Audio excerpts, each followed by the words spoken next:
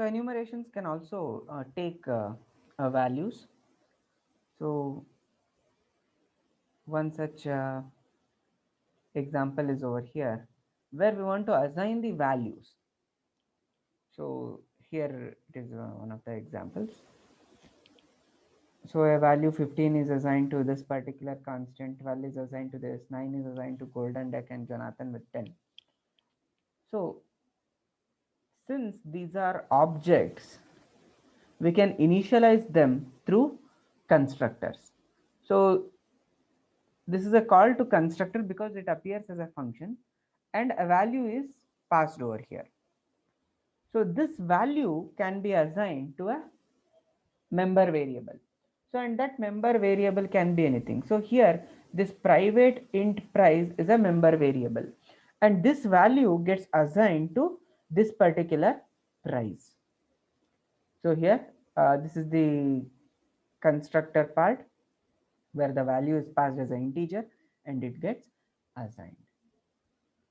So functions can be written on enumerators.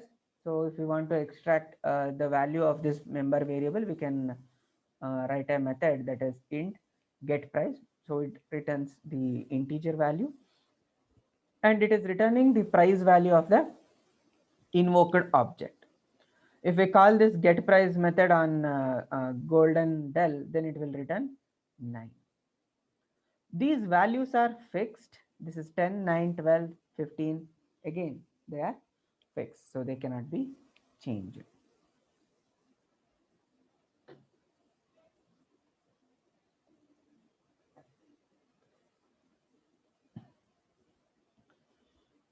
So the function invoking can be done like this, where we declare a enumerator object like uh, enumerator variable like this. So that is AP, small AP. So on this small AP, so we can call the methods. So here, if we want to get the price of this particular category, then on the enumerator we can use the dot operator. So you can observe the two dot operators over here. So one follow after enumerator, then the object, then the function. So no need to use this particular EAP also. Or we can also assign so EAP to a value like this. So apple dot, so this particular category of apple. Then we can print all the values using the method that is value. So in our last class, we discussed this particular values method. So it returns an array.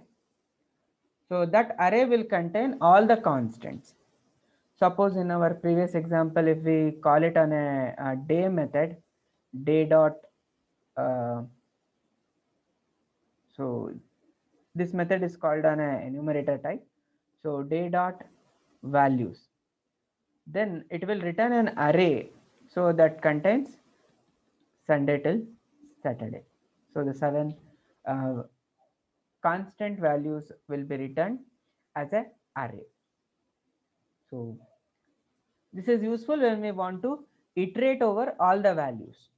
So just like this example, we are iterating over all the categories of apple. So there are 4 categories of apple. So this particular loop will run for 4 times and on each enumerator, so this is the iterator constant, we can print its value. So A will print the name, this will print the name, whereas this will print the price.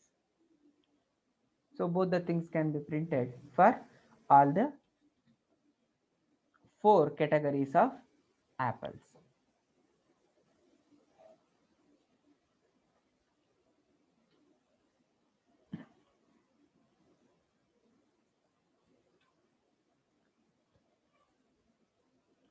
So along with that, we also discussed the superclass for um,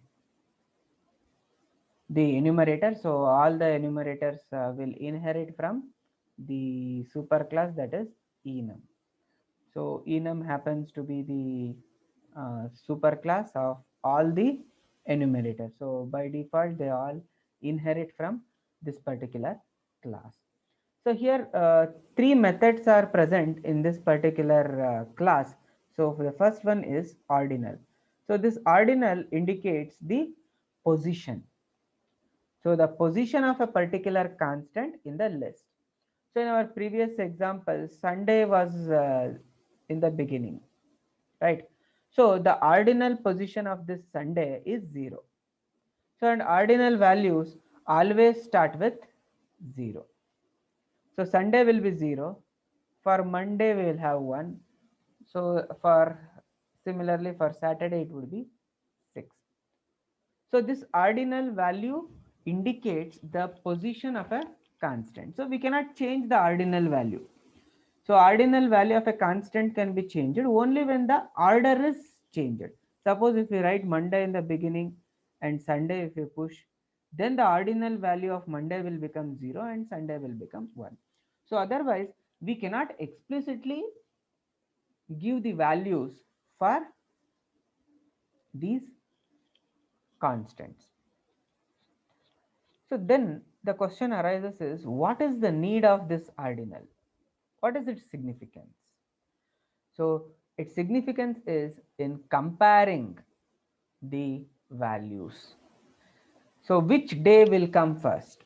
If we want to determine it, then we can use the ordinal value. So less Monday will come first, then Tuesday.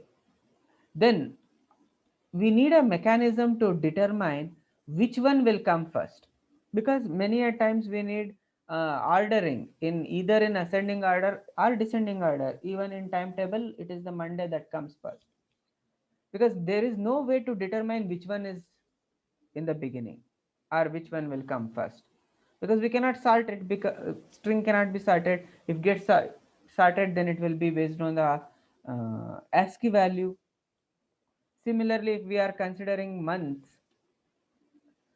so sorting will happen based on January will be the first one. So we need a mechanism to determine this relative ordering of the constant values. So and it is the ordinal that provides such a facility. Without ordinal, we cannot sort or determine which one is the beginning. So ordinal values are starts with 0 till the last element. Then another method that we have in this particular superclass is compare to. So and this compare to is useful only when we are comparing the ordinal values. So compare to will compare the ordinal values of the constant. So we need a mechanism to compare two constants based on their ordinal value to determine which one will come beginning in the beginning or which one will come later. So in that scenario, we can use this particular compare to. So ordinal value of a two constants of a same enumeration can be compared using compare to method.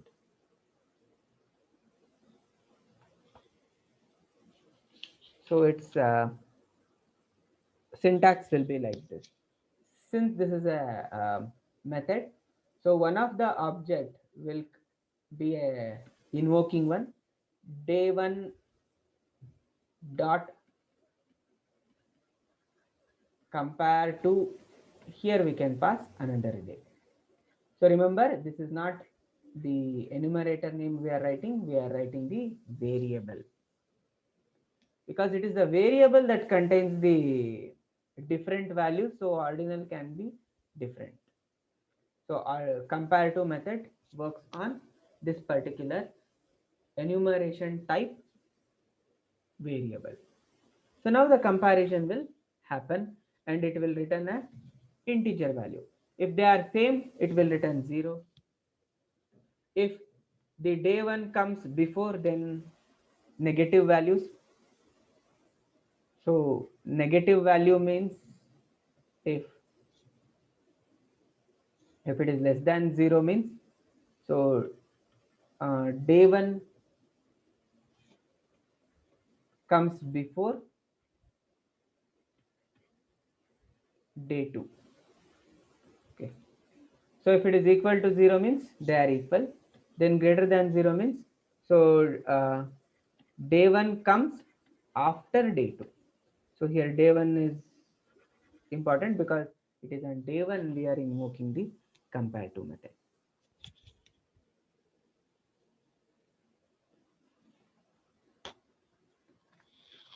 So then equals method. So equal method will compare whether the two objects of type enumeration are the same or not. Now, if you observe here, there is a difference between the compare to function and the equals method. So in equals, we are comparing the enumerator objects, whereas in compare to, we are comparing the ordinal values. So there is a difference. So this particular equal to or equals is called on same thing. It will be day 1 dot equals of day 2, and here it is day 1 dot compare to day 2. So two methods are there and their working is completely different. With the meaning they seem same, but they are not, because in compare to, it is comparing the ordinal value, and in equal to, it is comparing the constant. It will verify whether both of them are Monday or not, whereas this one is comparing the ordinal values. Now we can also have a compare to method like this: day 1 dot compare to, so apple 1. See here, there are two different enumerators. The invoking one is belong to a day type enumerator, whereas the passed one, this one, is of apple type. So they are completely different.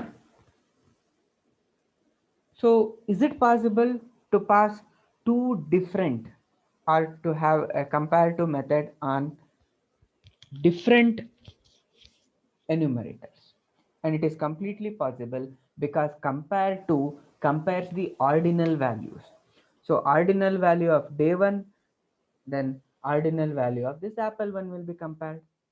So it doesn't matter those constants are same or not. So let us call this day 1, let us say this is Sunday, and this one is Jonathan. So Jonathan happens to be the first one in the apple category. So since Jonathan is first one, its ordinal value will be 0. On the other hand, if day 1 is Sunday, then its ordinal value is 0. And comparative method just compares the ordinal values irrespective of whether the enumerators belong to a same type or not. So it will return 0, because the ordinal value of both of them is 0.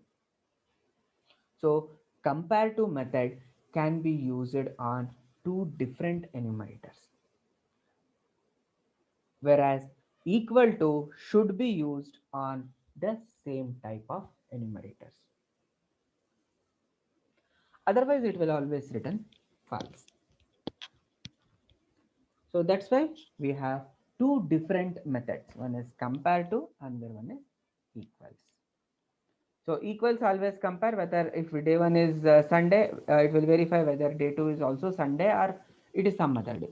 So if it is Sunday, it will return true, otherwise it will return false. So this equals method returns either true or it will return false. Whereas compare to will return three possible values, that is less than 0, 0 or greater than 0. And the value that depends on the difference in the ordinal values.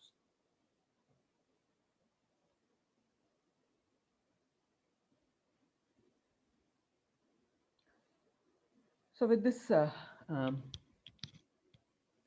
enumerators, so now let us move on to the type wrappers.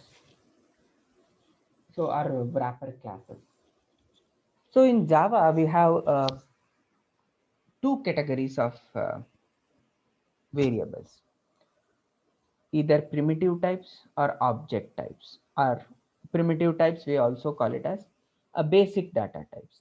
So basic data types involve the integer, character, byte, double, float. So all of them are primitive data types. But these higher level languages use objects for everything or classes for everything.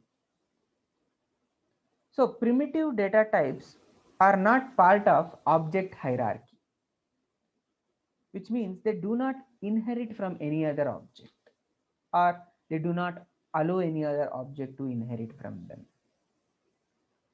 So the concept of inheritance doesn't arise if we have a primitive type. And despite using the primitive types will give an advantage of the performance, which means operating on primitive data types will be faster compared to the object representation.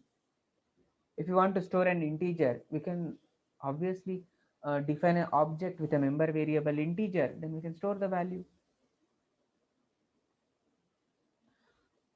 So many of the standard data structures that are implemented and operated in Java will be on objects,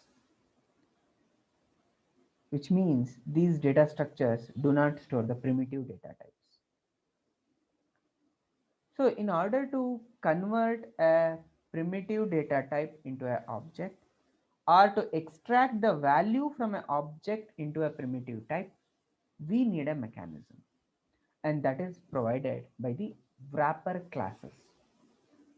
So wrapper classes are nothing but the wrapping up of the primitive data types in a object. Suppose if we have a primitive integer value, so let us call it as n is equal to 5. So it is a primitive type.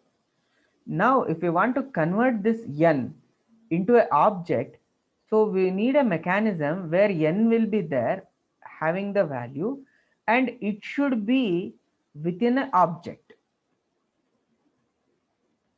So this wrapping of this primitive data type in an object, it is through wrapper classes. So Java provides certain wrapper classes in order to um, wrap or store the primitive data types as objects. And those wrappers include double, float, long, integer, short, byte, character, and boolean. So if you observe here, for each of the wrapper type, the first letter is capital. So if the first letter is capital in any inbuilt keyword, it indicates it is a class. Because methods, they will start with lowercase only, and the class names start with uppercase. So these are the wrapper classes, so that we can fully integrate the primitive data types into Java's object hierarchy.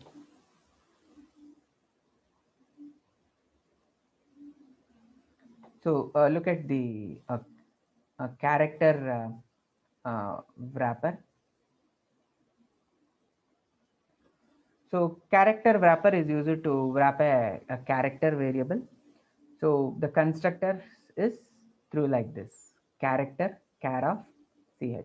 So while declaring, so an example would be like this. So let us say it is a character c is equal to small a. So this is a. So a is a character and it is primitive type. Now if we want to wrap this, so we need to use the wrapper classes, that is wrapper class name to hold the character is character. So we can declare, so character a is equal to, then again we can write constructor character, and this c variable we can pass over here. So that is c.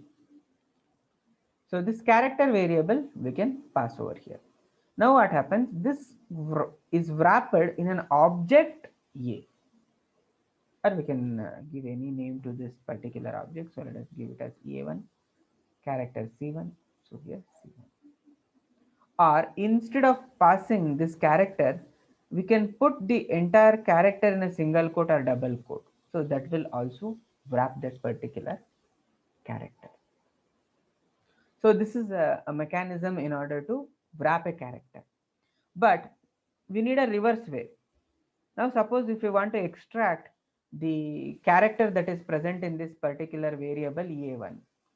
So in order to extract the value, the Java provides some built-in method. So that is the char value. So it can be called like this on this particular a1. So a1 dot char value. So this will return the character that is present in this particular object a1. So and that character is this one. So this will be returned. So we can store it in a character or directly print it. So this is the use of wrapper classes, and this is a wrapper class, and this wrapper class only wraps the character data type. It doesn't operate on any other data type, and the method that is used to extract is this char value. So for wrapping, we'll use the constructor. For unwrapping or unfolding, we'll use the function that is char value. So similarly for all other primitive data types, so this facility of wrapping is present. So there are two ways in order to wrap the Boolean value. So Boolean wrappers work like this. So the primitive bool value. So let us call the variable name as status. Status is equal to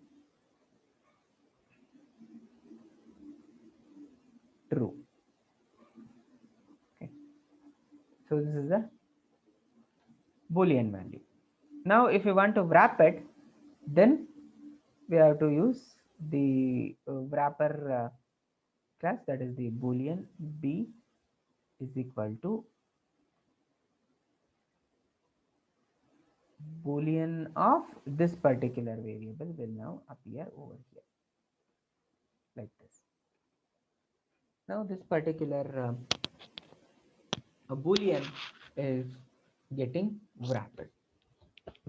So this particular Boolean wrapper class takes two parameters, two constructors are there, one that takes the Boolean value, another that takes the string. Boolean value means we can directly pass true. String means the same thing is present in a single quote. That's it. So the version of Boolean value is either true or false. So the second version, that is a string version, either can be a true in uppercase, lowercase, or mixed.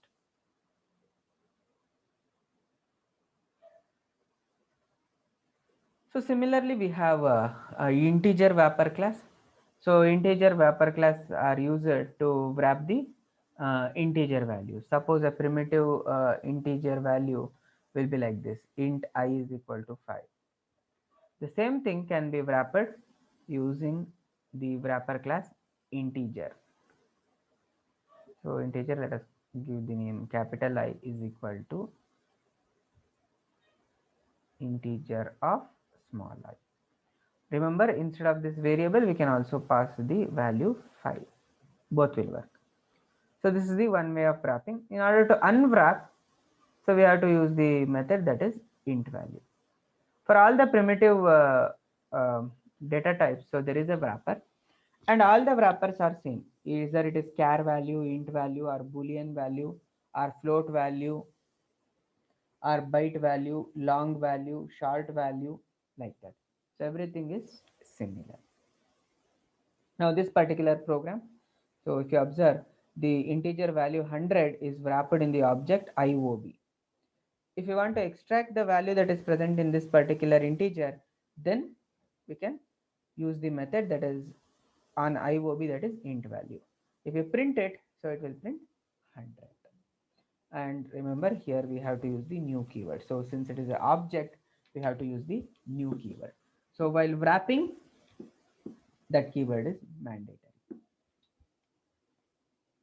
Not just for integer, for all other previously discussed, either it is character or boolean, that new keyword should be written.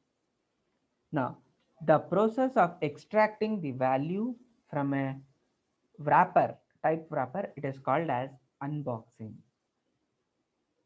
So the process of wrapping is called as boxing. So this is boxing. We are converting a primitive into object. If we use this one, reverse mechanism, int n is equal to I dot int value, so then this one, so the reverse mechanism of extracting the integer value, so that we call it as unboxing. So boxing and unboxing, these are the two keywords.